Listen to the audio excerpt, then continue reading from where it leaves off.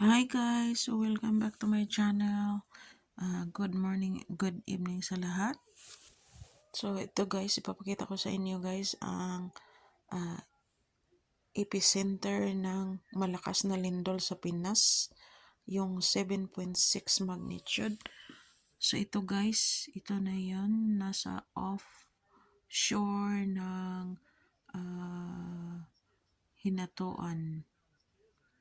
Ayan, yung dinaanan din ni Odette, yan ang Hinatuan, yung first na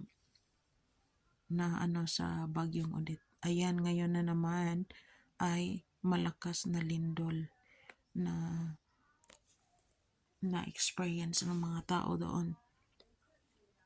Ayan guys, ang pinakamalakas 7.6 magnitude. Ayan, very traumatic experience ng mga tao doon guys. So I hope nila yung pinaka-traumatic na experience. Kasi nadaanan ko na yung may 7 point, ano ba yung 7.3 magnitude sa Bohol. Nalimutan ko na, hindi ko na masyadong, basta malakas din yun at pinaka-traumatic din sa amin yun. Yan. So ayan guys, buti na lang hindi naman doon sa amin. Siguro maliit lang yung na-feel ng mga tao doon. Ayan.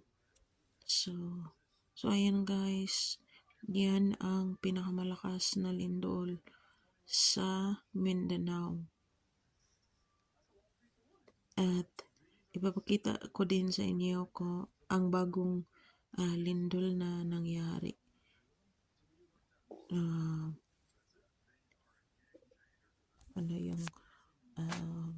Yun guys, ipapakita ko sa inyo yung bagong lindol na naman. So ayun guys, so ito ipapakita ko sa inyo yung bagong lindol. 6.6 magnitude. Ayan, yung 6.6 magnitude. Offshore ng Butuan City. Offshore of Butuan City guys.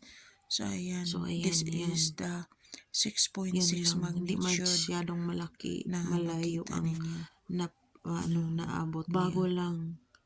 Pero yung una, yung mga 7.6 pinakamalakas. 14, pero malakas pa din itong 6.6 magnitude. So ayan guys, ingat mga kapatid, ingat. So ayan guys, ingat lahat. Thanks for watching.